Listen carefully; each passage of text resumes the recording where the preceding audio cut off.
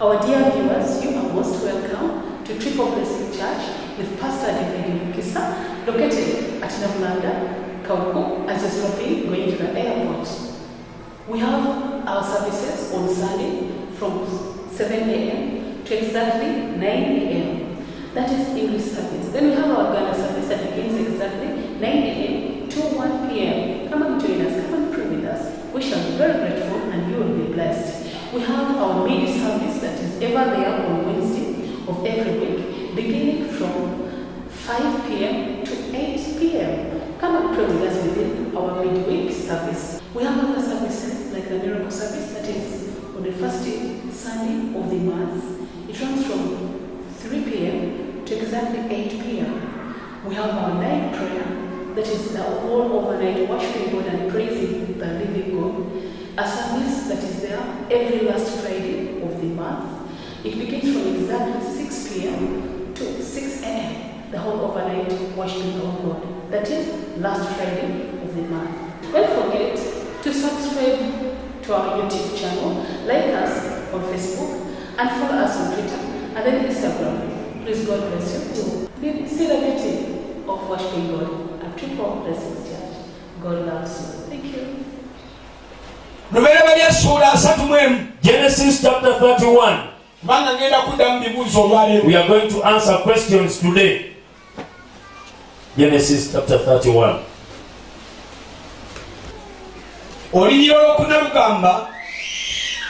Yakobo n'atuma n'ayita Rakeri, Leya ne Leya ne bajja mu ddundiro awali ekisibo kye n'abagamba nti ndabye amaaso ga kitammwe nga tegakyafaanana gye ndi ng'olubereberye, naye Katonda wa kitange yabeeranga nange, era mumanyi nga namuweerezanga kitammwe n'amaanyi gange gonna, era kitammwe yannimba n'awanyisa empeera yange emirundi 10. Naye Katonda teyamuganya kunkola bubi. Ono agamba bawanyisa empeera ye, but God did not allow oli omusajja okumukola obubi, okumuhatinga oba okumutuusaako ekyobulabe, kubanga oli omusajja yali alina obusobozi obutta Yakobo n'okumuziika ne bamuziika nga n'abeewaabwe tebategedde, naye Katonda ekyo teyakiganya. Abooluganda, olina obulamu bw'oyiseemu nga wandibadde wafa, naye Katonda teyakiganya. You've gone through certain life, you would have died, but God did not permit it. Wandibadde waswala, naye Katonda teyakiganya. You would have been ashamed, but God did not permit it. Wandibadde mulalu moving on the street naked, naye Katonda teyakiganya. God did not permit you to move on the streets naked. Oluganda abamu wandibadde mufu, naye Katonda teyakiganya. To some you would be dead by now, but God did not permit it either. Oli omunaana Verse 8. bwe yeeyongera bw'ati n'ez'ebijagijagi ne zibanga empeerayo, ekisibo kyonna ne kizaala ez'ebijagijagi. Era bwe yayogera bw'ati nti ez'ebiwuuga ze zinaabanga empeerayo, ekisibo kyonna ne kizaala ez'ebiwuuga. Olinyola omwenda. Bw'atyo Katonda ensolo za kitammwe n'azimuggyako n'aziwanze. Bayibuli etiisa. Omuntu abadde takwagaliza, The person who didn't want you to win or to overcome, abadde tayagala ogende, they didn't want you to go forward.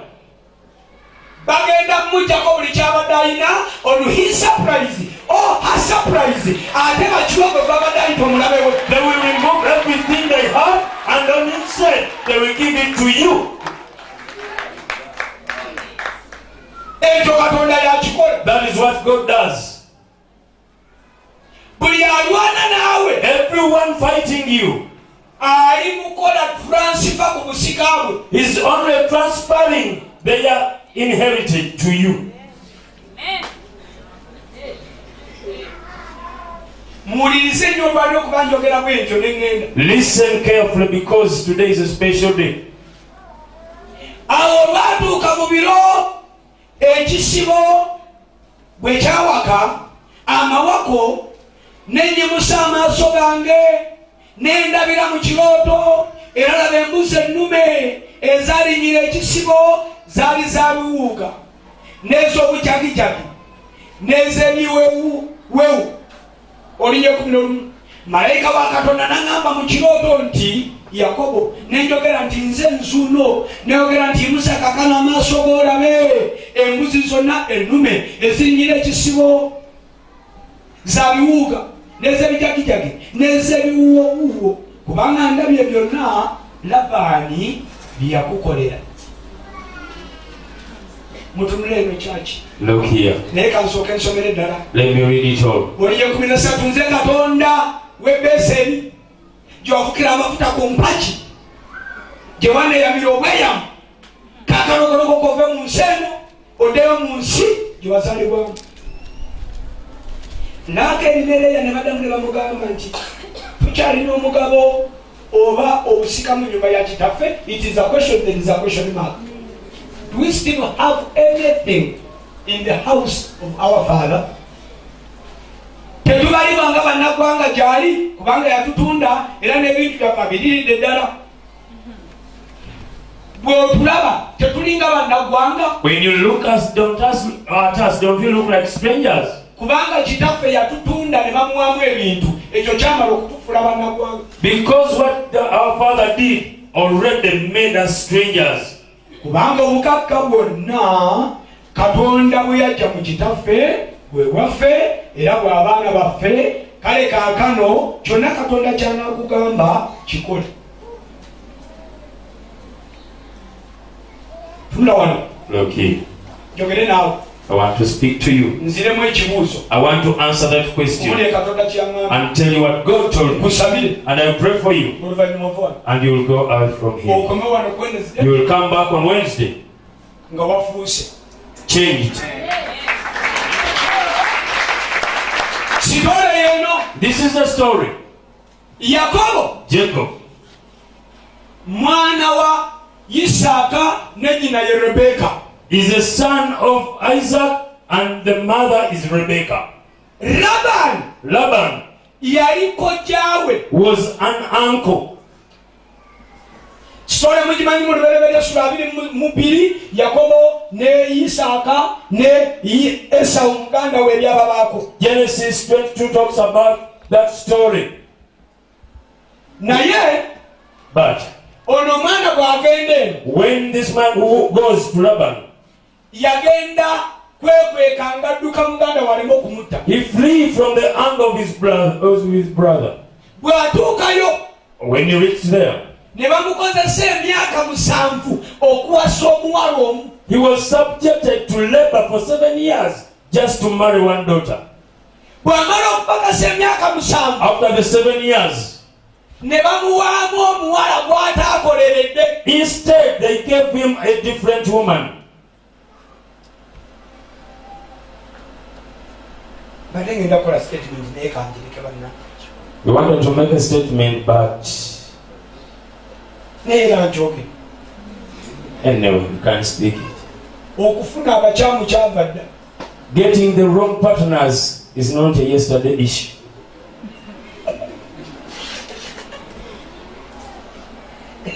Hi.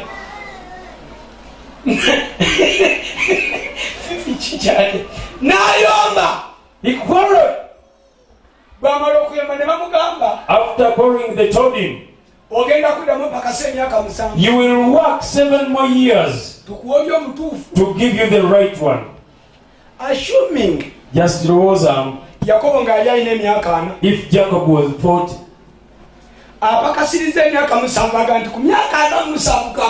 now he has worked his 47 years, he's going to rest, says. They give you the wrong one. You have to work 7 more years. If you had 40 at the beginning, now you have 54. That is when you begin your marriage. At 54. Jacob didn't stop there just. His uncle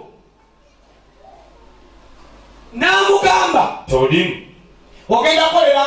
you are going to work for wages. naye okubazaako emabega. But to take you a little bit back, Fetutandikira ku myaka 7 ng'akolera muwala. we began at 7 years working for a woman. Naye alinayo 7 gye yakola ekitaliiko kisuubizo, ekitaliiko mpeera. But there are some 7 years where he worked, no wages, no promise, nothing.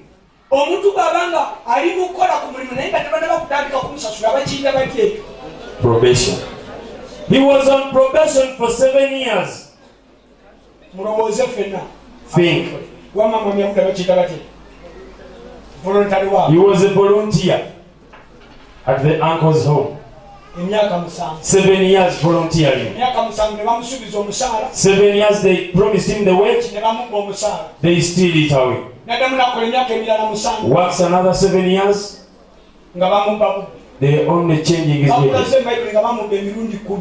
10 times they were changing his wages. Ne batuuka mukolera ente, ensolo n'embuzi. Labani n'amugamba embuzi zonna ezinaazaalibwanga n'ente ezinaazaalibwa nga zirina amabala mangi ze zigenda okubeeranga empeeraayo. It came to a point where he was supposed to work for animals. They told him when they give birth to speckled, sprinkled, those will be your wages. N'akola ezizaala nnyingi ne bazimuggyako. He worked, many of such type were born, they take away from him.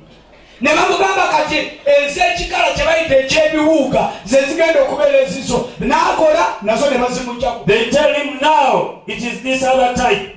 The cows were that type. They took them away. He said, no. It was a mistake. Labani yekyusa bwekyusa. Laban just keep on changing. Yakobo buli kyakola. Whatever Jacob does, yakikolanga amanyi Labani agenda kusanyuka. he thought Laban would be happy. N'amunyiza Instead, he just grows. Waliwo omuntu alina mukama we afaanana bw'atyo. Some of you have such bosses. Nga weepika n'okola nnyo. You work with the whole of your might. Ne batuuza disciplinary meeting nga gwogenda okibeeramu. And they sit a disciplinary committee and you are among the people to be discussed. Naye ng'ate naawe okimanyire ddala mukama we tolina kyewamukoze bye bakutaddeko babikusibako busi. And you know surely that you are innocent.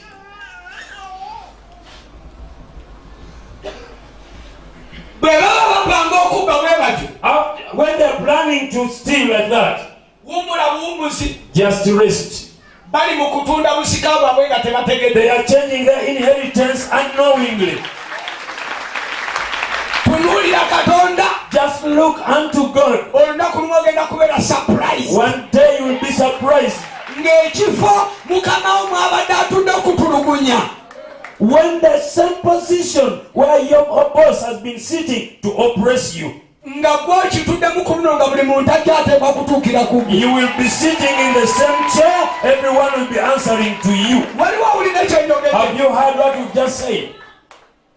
Ekyo bakituukako batya? How do you achieve that? Ngenda kuddamu olwaliro na ansemu yokka ogende. I will give you just one answer and you'll be gone from here. Buli anaatuukaawo Whoever comes to that point, yeetaagayo abantu. he needs people, Oba bamaanyi oba banafu. either strong or weak, Naye nga gy'alaga gye balaga. but they are going the same direction. You need people going your way. Tebannaba kuwulira bulungi. You've not heard that. Weetaagayo abantu You need people mu bulamu. in life. Bw'oba onaatuuka wali Katonda wakyusiza obusika. If you must reach where the inheritance is changed, Weetaagayo abantu you need people abali lwedde okufiirwa. who are ready even to lose some. Nga bali lwedde okuleka byonna. Who are ready to forsake everything. Nga bali lwedde okwefiiriza ne baleka ebibaluma. Who are ready even to forsake some of what pays them. Ne basalawo ne bagamba tugenda kugoberera. And say we are going to follow you. Ne bagamba bw'otuteeka mu loosi tugenda ffenna. They are saying if you put us in loss, it will be our loss. Bwe gabeera amagoba tujja kungulira If wamu. it is profit, we shall profit together.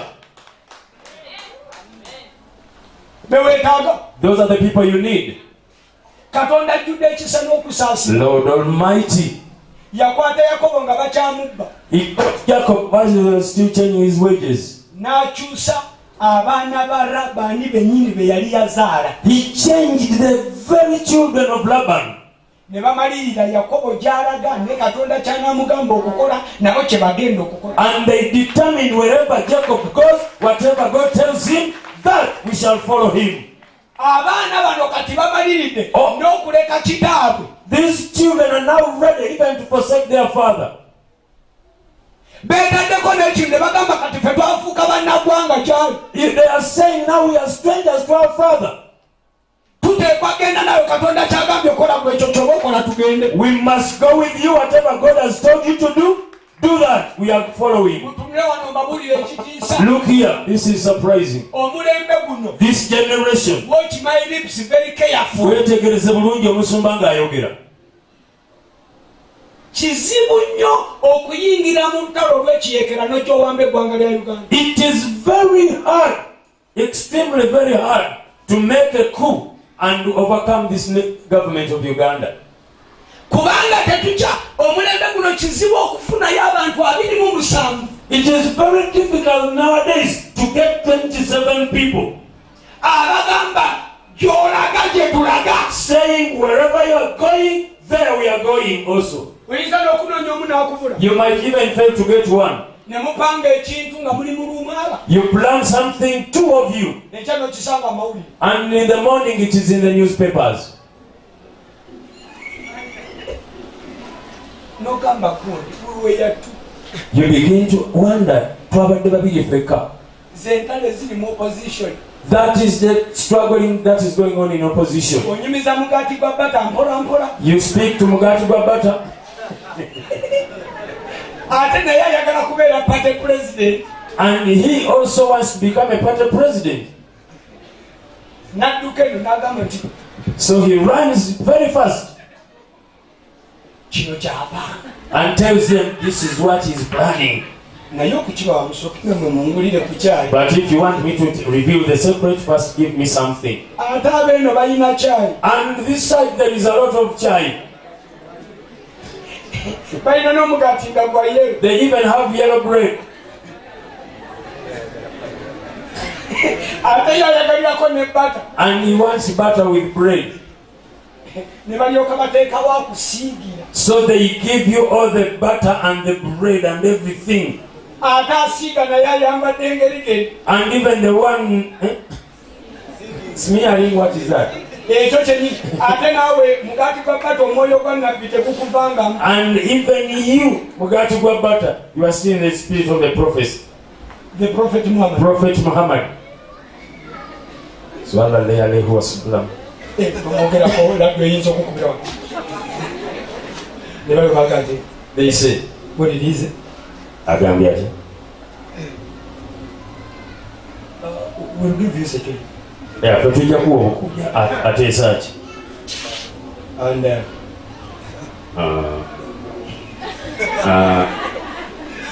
Gwe tubuulire fufaayo. naye ono omusajja akola ebyo kati. But this man doing that, Ekyamuyamba yafunayo obusajja. what helped him? He got some men. Ennaku zino abamu amaaso gaavaamu. To some, they are blind, they don't even have the eyes. Ate tebabanja. Tebabanja. Tebabanja lw'amaaso gaabwe. They are not in debt. They don't want anything out for their eyes. They are not demanding. They are not demanding for their eyes. Abamu amagulu galimu ebyuma. To some, their legs were amputated. Era nabo tebabanja. And they are contented. They walk like that, but very contented.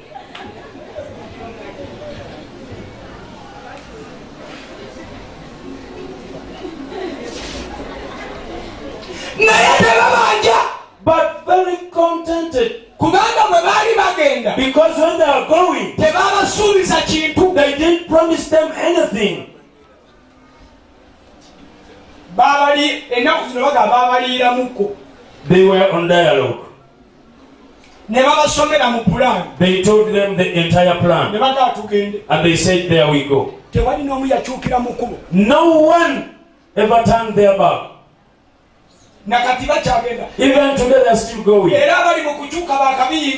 Those that you see turning, they are just new entrants. The old ones, they don't change at all.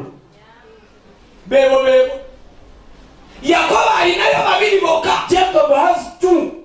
Has Rachel and Leah.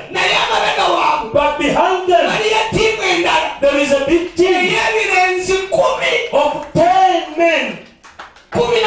11 in fact.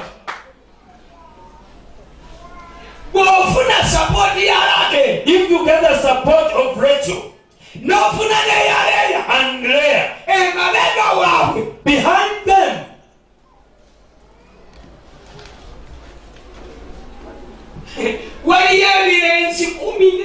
they are 12 men, 12 boys, 12 men. If you want to see them, go ask what they did when the boy troubled himself. Oh, tried to rape Dinah. The Bible says Jacob, he was still in fear. Here we are strangers. They will kill us from here. No one knows us. Leave the boy alone. He was speaking that before the other boys came back. When they came back from grazing, they left Jacob in the discussion. He was still discussing with the king. They gave palmers. They went to the entire village. This time it is not Rachel and Leah going. But when Jacob convinced these two through the Holy Spirit, the Holy Ghost, these two, they sit down the entire group and tell them, you are my son, my very son. What the daddy says, that is what you do. And you see the boys now. They got palmers. They don't fear guns. You don't know the power. You don't know the power that lies in unity when you become a team. Even if you are only three and you get united and you agree. When you say we jump, you jump at once. When it is boxing, you box at once. You don't know the power that lies in unity. At times I watch.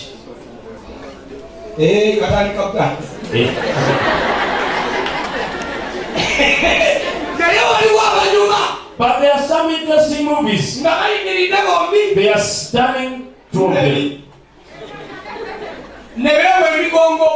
Everyone facing their friend's back. And now they are shooting very high. This one is shooting the other side. Another one is shooting the other side. When others are coming from this side, or this side, by the time this changes, the other one also turns. They turn at once. Because if you don't turn, you're already dead.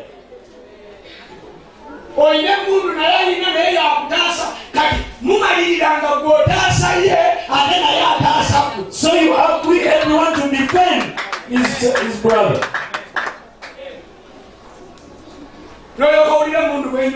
Then you can see the shootings.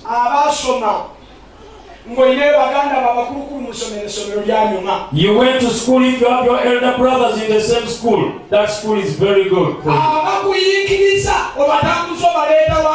Everyone that troubles you, take them to your elder brother.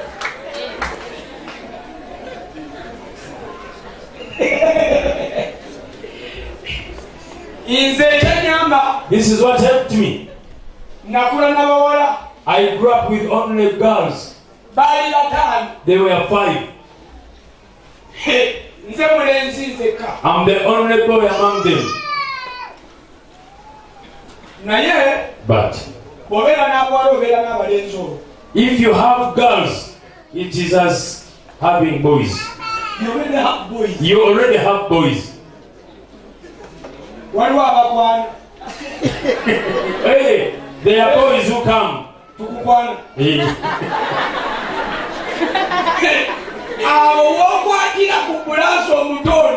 By the moment you just touch one of their little brother.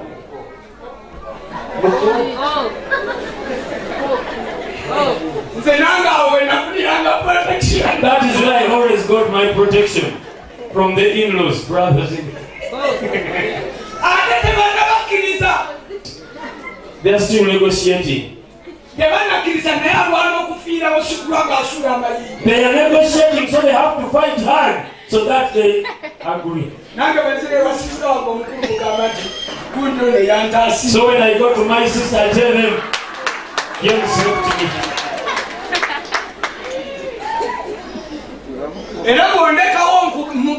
And when you leave me, you forsake me, I tell her. They were beating me and he left me. By the time you bring your proposal, they say, you failed to protect my brother.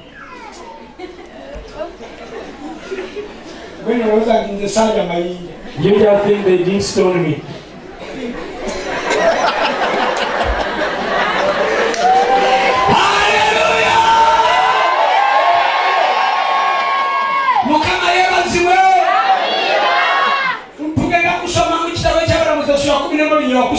Read in English. Judges chapter 11 and verse 3. Ekyala muzikuminem olunyiro lwakusatu. Otuuseyo. Judges chapter 11 and verse 3. 11 and verse 3. Here it says, and Jephthah fled from his brethren, yes, and dwelt in the land of Tob. And they were gathered with men of Jephthah and went out with him. And it came to then Jephthah fled from his brother and dwelt in the land of Tob. And they were gathered vain men to Jephthah and went with him. Ulira Bible yangegambe weti awo Yefusa n'alyoka adduka baganda be n'abeera mu nsi ey'Etobu. Abasajja abataliiko kye bagasa ne bakuŋŋaana naye. Yefusa adduse baganda. Jephthah runs from his brothers. Naye abantu abazze gy'ali. But the people have come to him. Tebalina kye bagasa. Vain men. Useless. Abataliko kibagasa. They are the ones who came to him. Christians, look at me. Wetegereze nnyo omusumba ng'ayogera. There is no vain man unless you don't see vain in him.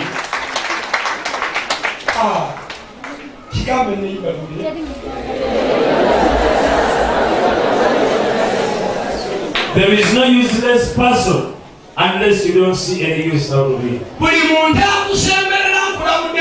Everyone that comes your way, I warn you. Begin to look at the use that is in you. Because if you don't know that, he will leave you and will be useful elsewhere.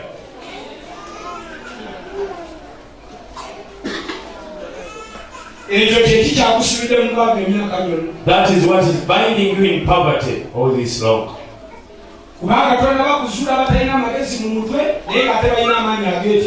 Because you have not realized there are some people who are not so wise, but they are strong.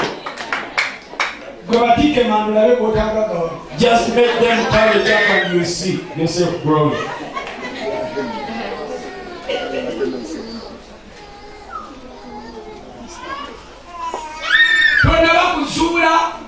You have not realized.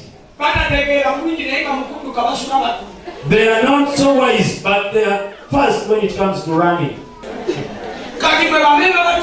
So you members of Triple Blessings, first look at the potential of someone. It will help you to give him whatever they want because you have understood his ability.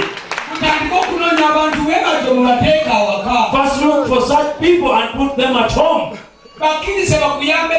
Allow them to help you with work.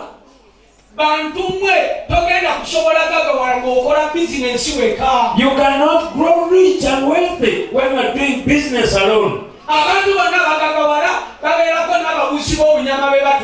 Every person you see they are wealthy, they have people who help them, they support staff.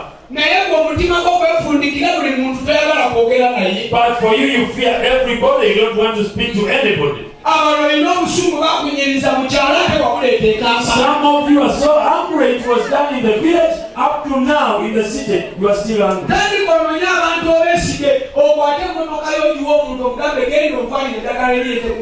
Begin to trust some people, give them what to do, so that you remain in the city doing other business. That is how you grow rich and prosper.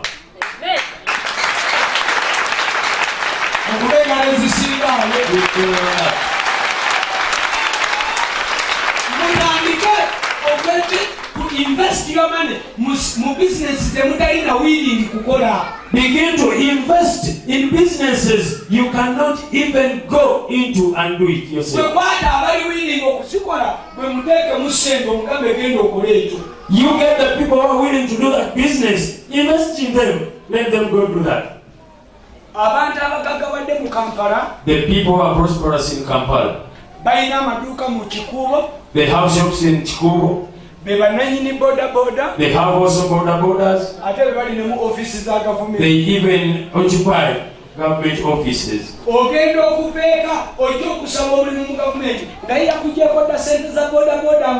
By the time you come from home to come ask for a job, government job, they have already taken your money through border.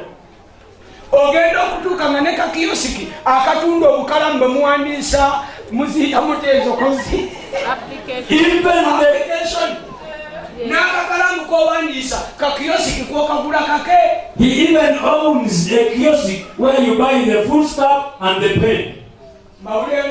Can I tell you something? Yes.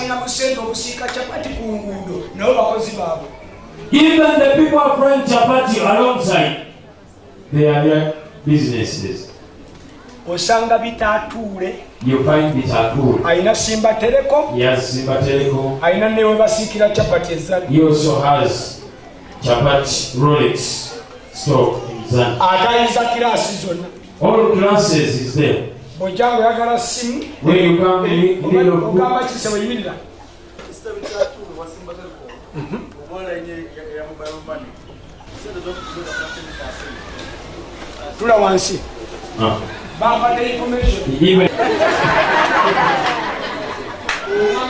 This is what they told us. Mr. Bitature. Everyone with an MTN line. Every money you spend on MTN, he only takes 10%. The whole of 10% of all Ugandans.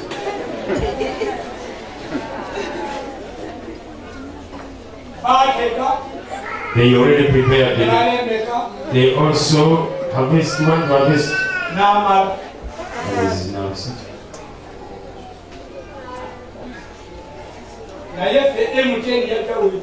But MTN found us here. Even now, we have not gotten anything out of it. We continue paying. Those men, when you begin taking money from them, they also make ways of how regaining it, of how to regain it. But they are not all that witty. There are some people who spy and tell them the news. Information. So many people are poor but very wise. They are the ones who make deals for the rich. They give the information to the rich. I told you, it watches movies so much sometimes.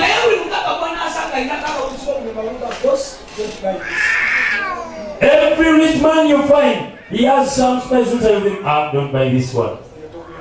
Don't buy this car. It just had an accident last month. Don't buy. They look at a car.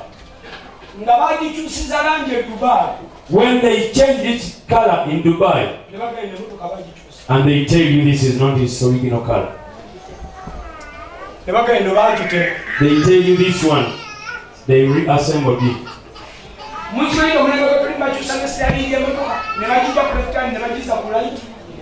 Even they have the ability to change the steering from left to right.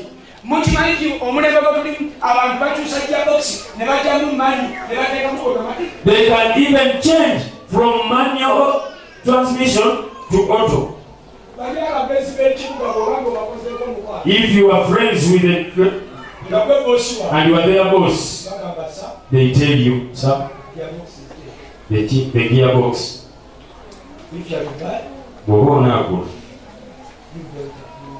Baweyo mukadde 15 tosukawo kubanga ate osobola okufunamu 25. They are selling 25 million. Don't buy. Genda wa Bill Gates omubuuza. Alina bannabbi 12 bw'abayita ye. Abayita 12 prophets bannabbi 12. Every one of them is paid $400 per hour. An hour, $400. His job is this. He's to trouble you people who never went to school in Uganda. You use the computer until it gets a virus. It gets a virus. You run very fast. I have my information. You run very fast computer yingire mu kibuga. Ne balyoka kubuuza amadirisa kikaaki g'okozesa. And you say Windows 7.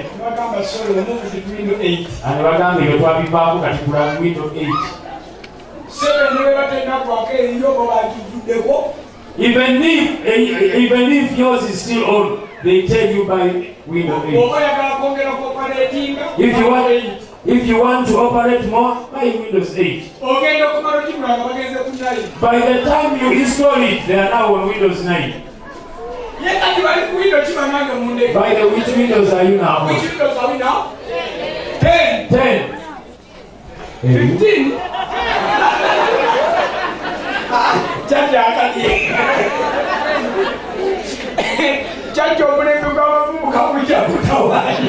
Now we are operating in Windows 10.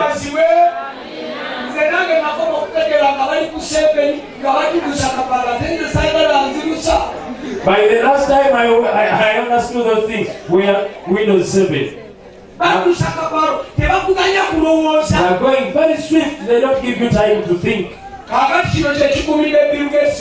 This is what keeps him on top. These 12 prophets, this is their work, to tell him 4 years from now,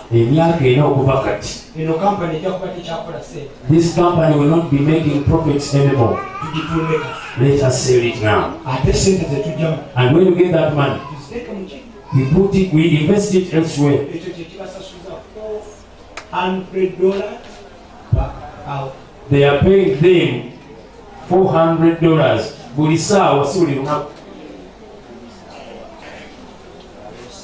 Naye beyafuna mulimu ne bannayuganda. One of them was a member at the Victory Church. There are even Ugandans, some of them fellowship at Victory Church in Nero. They left us, we don't see any use, any value out of them. They go and become prophets there. When you find them and tells you they are a prophet, they are Bill Gates prophets. It will go. I want to read one more. First Samuel chapter 22 and verse 2. First Samuel chapter 22 and verse 2. It says, and then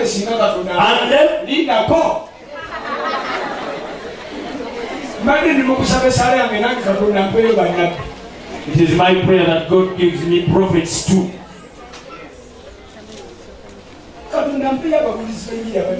May God give me serious evangelists.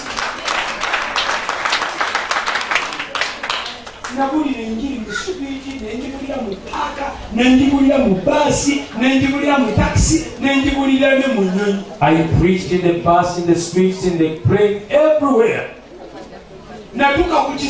I went to an airport. In Addis Ababa, we are supposed to tarry there 5 hours.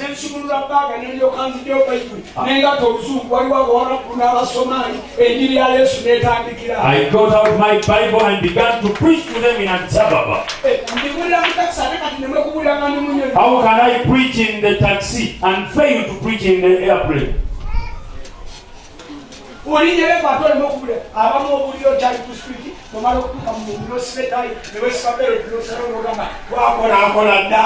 To some, when God lifts you higher, you don't want to preach anymore. You say,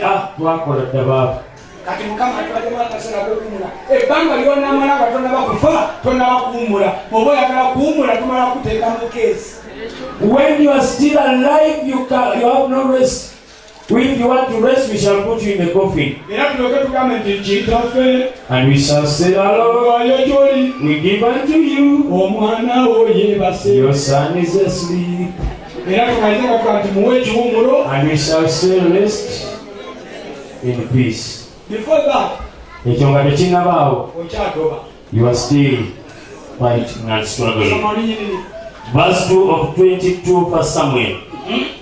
And everyone that was in distress, and everyone that was in debt, and everyone that was discontented gathered themselves unto him, and he became a captain over them. Captain over them. And they were with him about 400 men. This is our last verse. Pay attention. Daudi kyavavayo n'atuuka mu mpuku ya Adramu, abo baganda be n'ennyumba ya kitaawe yonna bwe baakiwulira ne baserengeta ne bagendayo gy'ali. Olunnyi olwokubiri, abo buli muntu eyali alaba ennaku, na buli muntu eyalina ebbanja, na buli muntu eyali alina obuyinike ne bakuŋŋaanira gy'ali, n'afuuka omukulu waabwe. Awo ne waba naye abasajja 1,400. David kafulu mu kulwana, is a warrior in fighting. Richest king, kabaka asinga obugagga, beloved to God, ayagalibwa era omwagalwa eri Katonda. Ejeri yatraining eryamuyamba okufuuka ebyo. The army he trained that helped him to become that. Yatraining abantu abalina amabanja, He trained those in debt, abalina stress, those stressed, abaliko ebibikwa, those cursed, abakyala be baagaana, the neglected by women, abakoowu, the tired. ne bagenda ewa Dawudi. They went to David. And they say they are passing up from everywhere now that you are short. Help us, let us be with you. David accepted. If you want to become a captain very fast, you get the useless.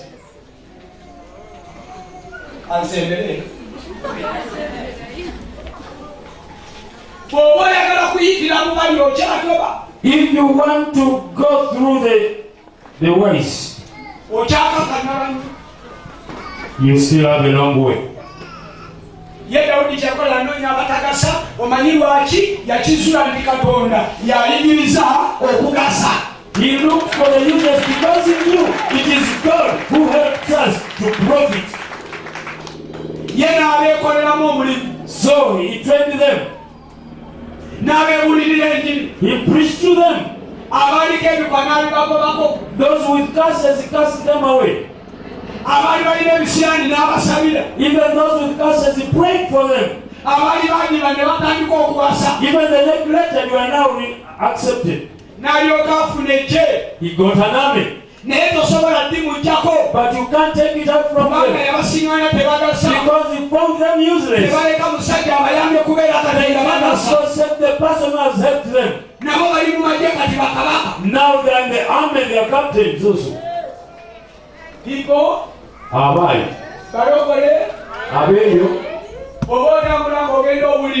If you go on preaching, even if you find the blind one, preach to them. If you find the lame, preach. The leg is crippled, but the spirit is straight.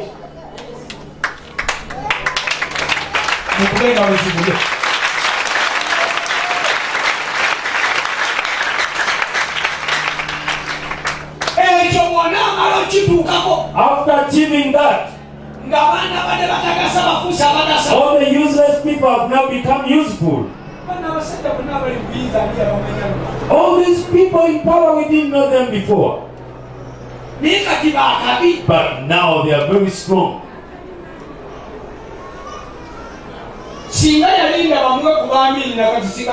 If we waited to get out of a million soldiers, even up to today, we would be still in the bush.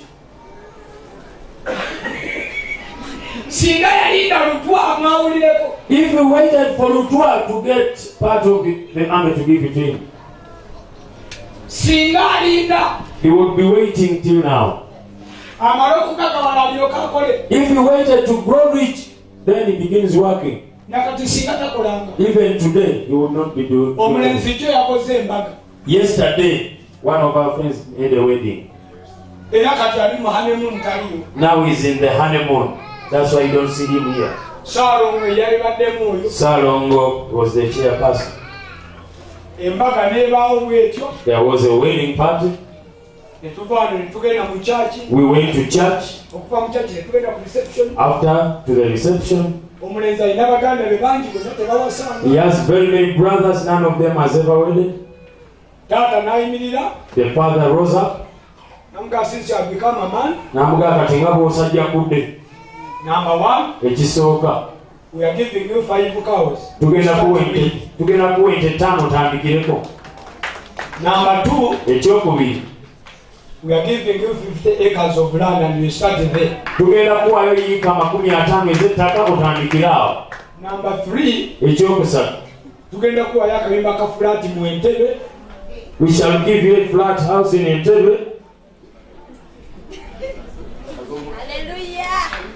You start again.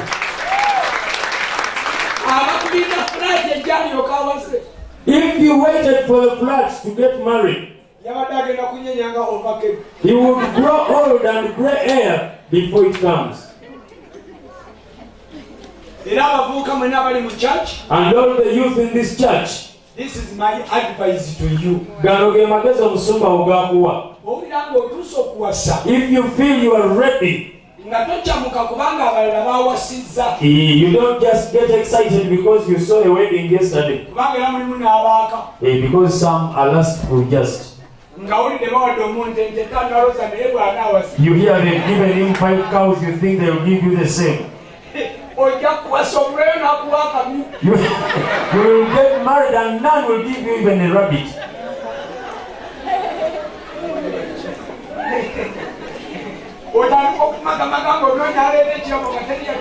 You look for the people to give you the gifts, no one is coming. Because you just got excited. But if it is due time, just get married, don't fear anything. The rest God will deal with it.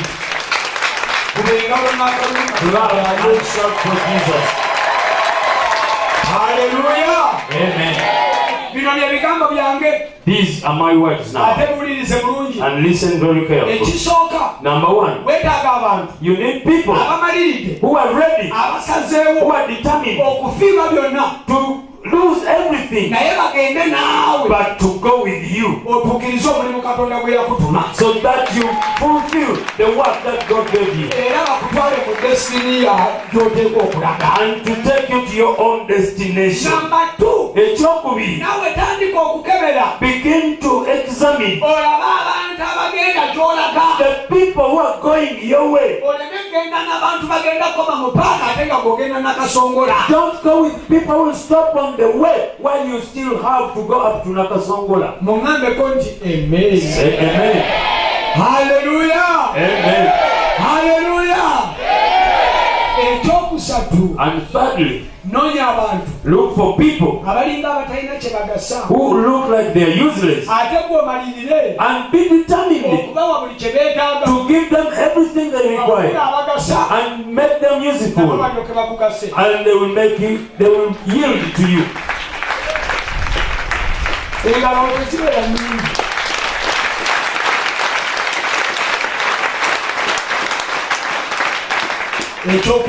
And fourth, teach yourself to trust people. Not all people are bad. The bad thing, you began with the wrong person, so you now fear to deal with others. You think they are all bad. Now I release you.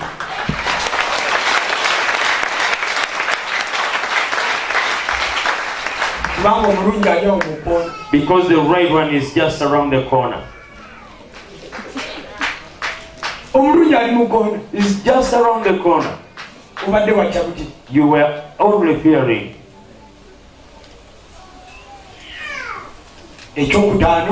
Fifth point is,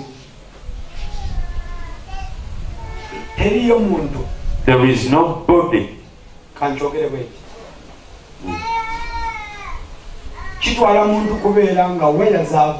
It takes one to be crazy, wireless,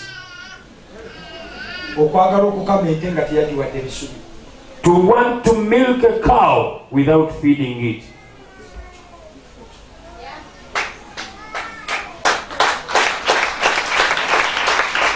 Feed the people.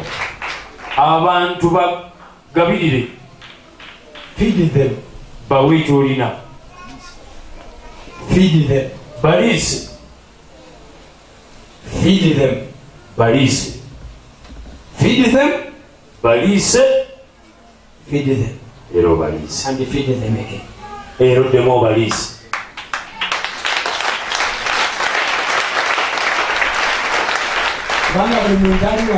Because everyone here, at least you ate your parents' food for 25 years without profiting anything.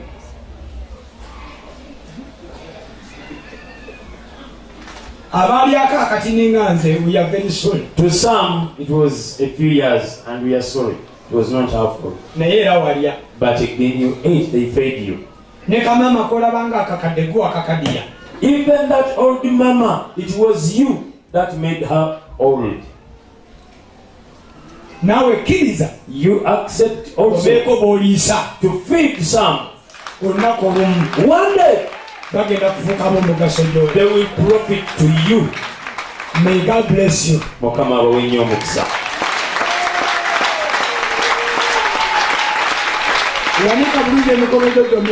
Raise your hands to heaven. Heavenly Father, in the name of Jesus, wayogera bw'otyo bw'amala n'ogamba nti ntegedde nga muweeredde omukisa olw'ebigambo bye muwulidde. You spoke thus and said that I know you are blessed by what I just told you. Ne bano abantu baweereddwa omukisa kuba waliwo abandyagadde okulya bino nga tebabiwulidde. Even these people are blessed because there are many who want to listen to what they've listened to, but in vain. Bano bawe omukisa. Release your blessing to these people. Abantu ababeetoolodde. The people around them. Bakkirize. Let them accept nti Katonda that God yawadde abantu bano omukisa. has indeed blessed these people. Abantu bano banyweze. Establish these people, Lord.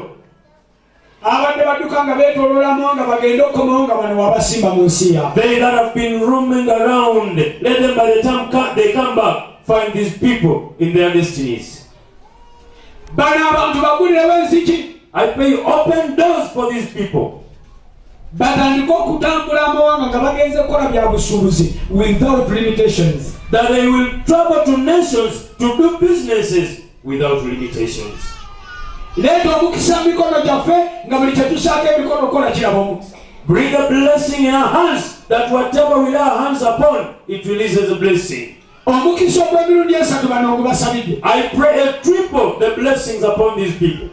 Bano abantu bakulabire mu famire zaabwe. Let them sit in their families. Bano abantu bakulabire ku mirimu gyabwe. Let them sit in their workplaces. Bano abantu bakulabire mu kanisa. Let them sit mu linnya lya Yesu. Let them sit in church and be happy in Jesus' name. Abaana ababavaamu. Your children, bagende balye emiryango gy'abalabe baabwe. let them go eat the gates of their enemies. Leeta abantu gye bali. Bring people to them. Nabo booleese obayigiriza okugasa. And let them profit the people that you have come to them. Mu linnya lya Mukama waffe Yesu. In the name of Jesus. Buli abadde omulwadde. Whoever has been sick, tumulagidde okuwona kati. we command healing now. Abaddeko ekisiraani. Whoever had a curse, tukimugobyeko we olwaleero. command it to go. Abadde alina amabanja. Whoever is in debt, musabidde olwaleero. I pray today, tugende okomawo ku Sande. by the time we come back on Sunday, ng'ali debt free. you will be debt free. In the name of Jesus. Mulinya lya Yesu. Abadde talaba gy'alaga. Whoever was not seeing that destiny, musabidde olwaleero. I pray today, eggulu liggulewo. may heavens open ate leete ekitangaala. and release the light. abadde bakugoberera. Whoever have been following you, nga baagala kukola bubi. who wanted to make you harm, Katonda abateerewo akaseerezi. let God make the slippery surface for them. olwo tutandike okwogera. That we shall speak signs. nti abaali baagala tukola bubi. That whoever wanted to harm us, Katonda teyabaganya. God did not permit them. mu linnya lya Yesu. In the name of Jesus, omwana wa Katonda. Son of the living God. engalo zikube waggulu. kuba engalo zikuge. twalayo edakiika ng'okuba engalo. Take some minutes clapping to God. tezinera okuvuga. twagala za Tripple. Holy Ghost.